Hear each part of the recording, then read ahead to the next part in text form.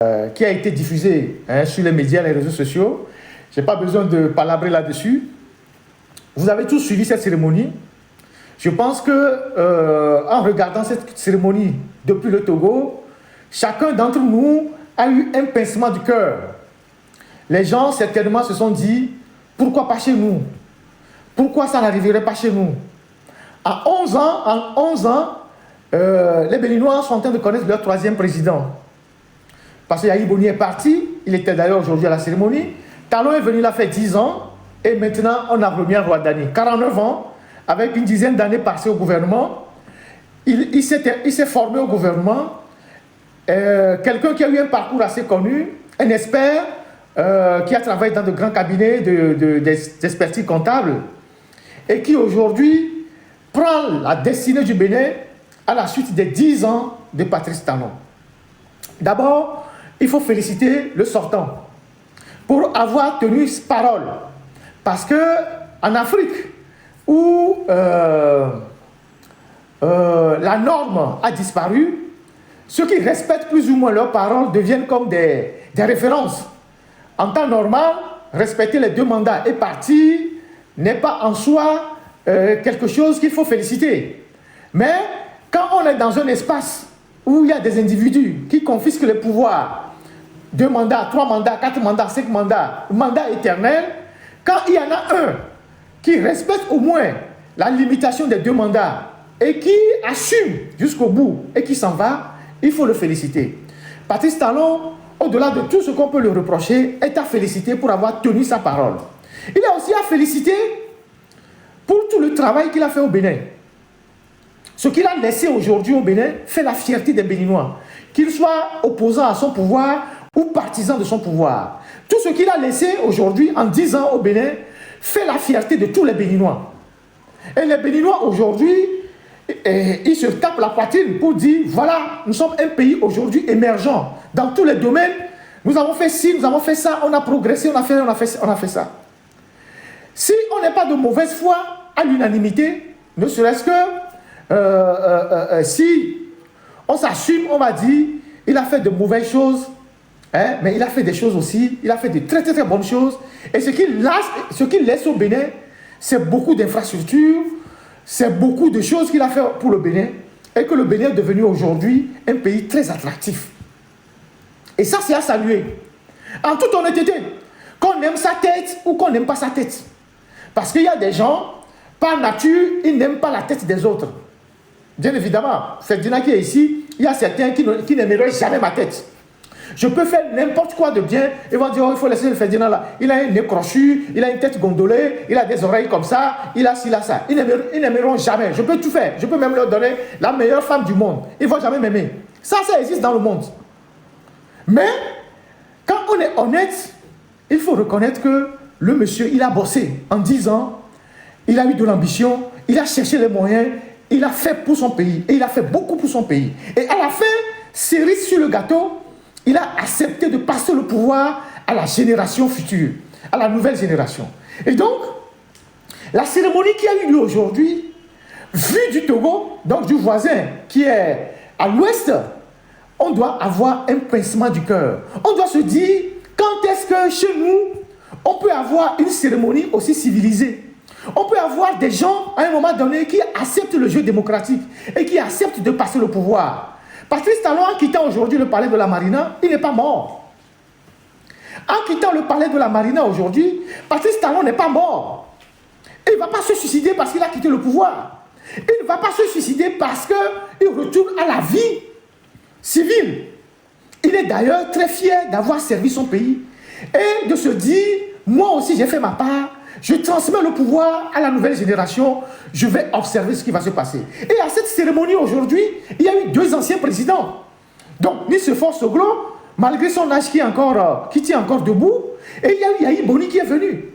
Et donc, le Bénin nous envoie ce message en disant, il y a une vie après le pouvoir. Nous avons aujourd'hui au Bénin 3 anciens présidents qui sont vivants et qui sont aujourd'hui des sages pour la République.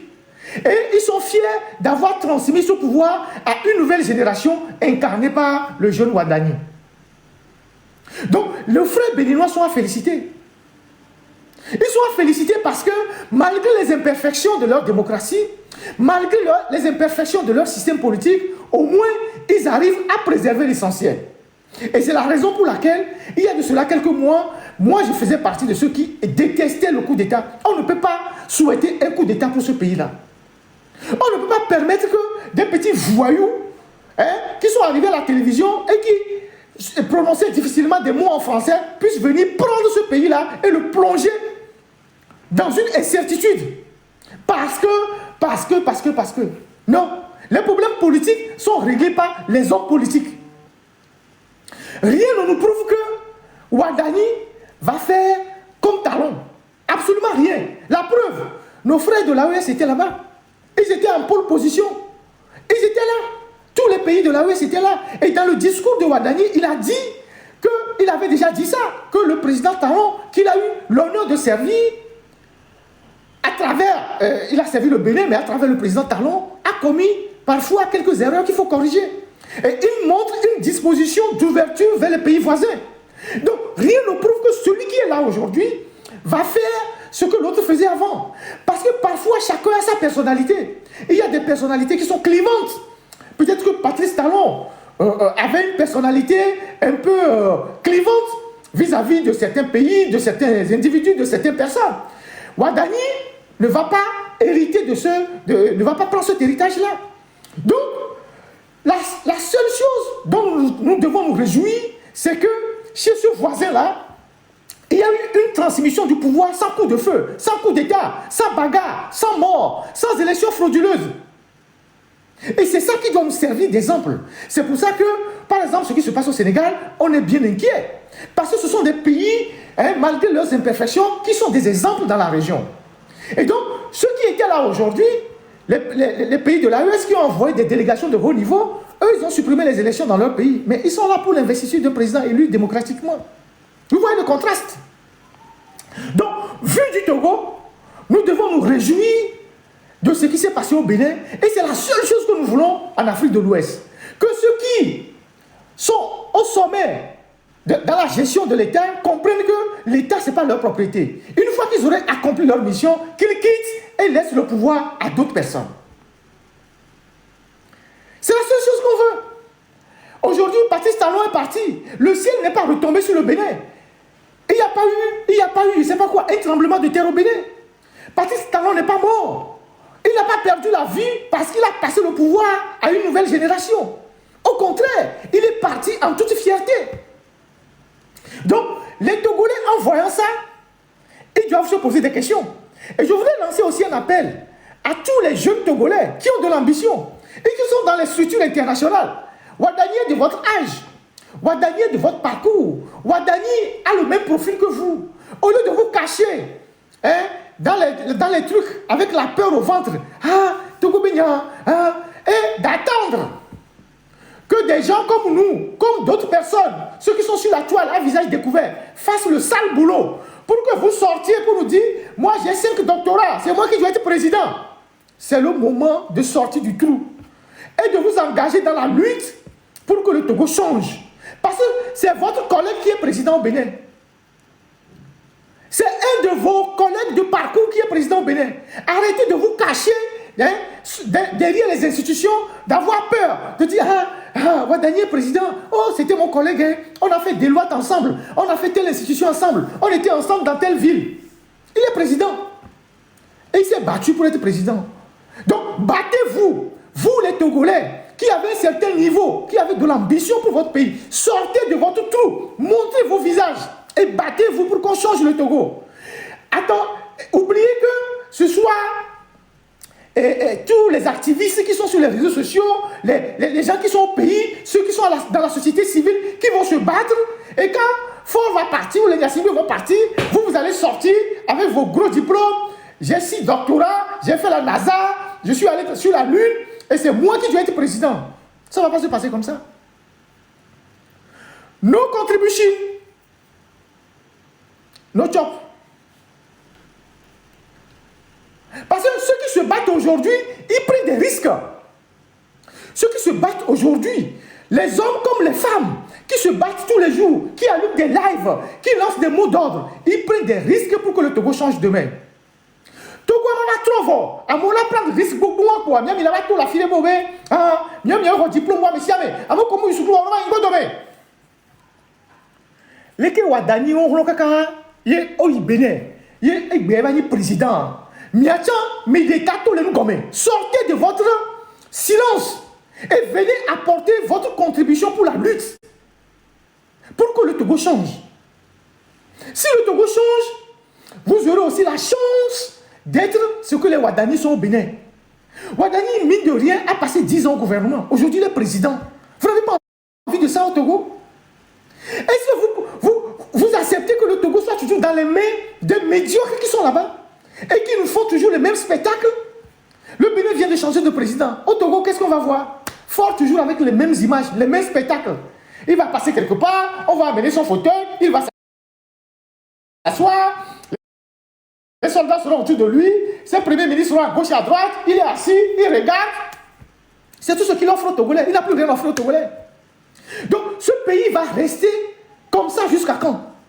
Alors qu'il y a des Togolais qui sont dans de grandes institutions, qui ont les moyens, qui doivent normalement nourrir de l'ambition pour leur pays. Sortez de vos trous.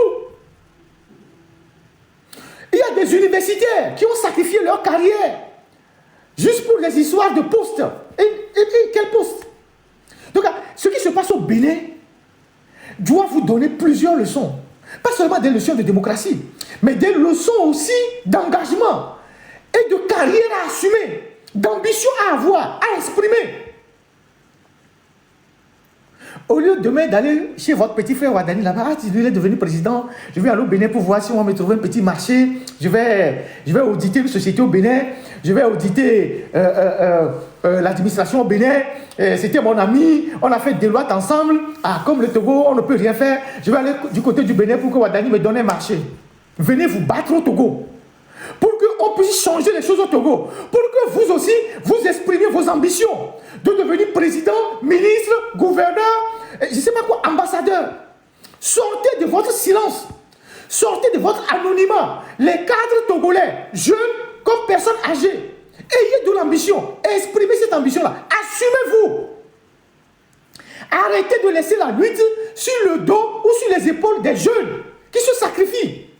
Les jeunes filles comme les jeunes dames qui se sacrifient tous les jours. Alors qu'eux n'ont pas d'ambition. Eux, ils veulent juste que le Togo change. Donc, à M. Amédée Boutame, il ne suffit pas de voir le truc de Wadani et d'applaudir. Wadani est devenu président. Oh, Miamila Banonenia. Non. Fort est le symbole de l'échec. Depuis 21 ans. Fort, c'est l'image de l'échec total. Il faut le changer. Pour que des gens compétents, responsables, ambitieux, prennent le contrôle du Togo et changent la destinée de ce pays-là.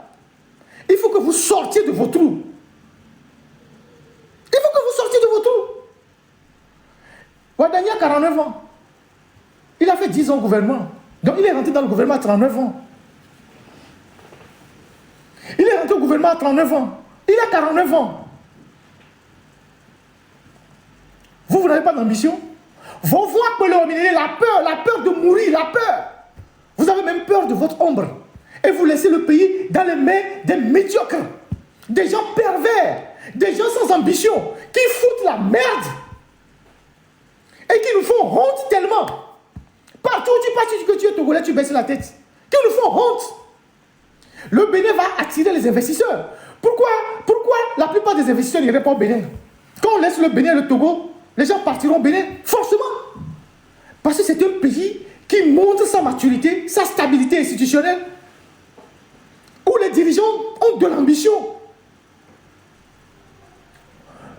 On me dit que depuis le début de l'année, au Togo, il y a eu des centaines de jeunes qui ont quitté le pays.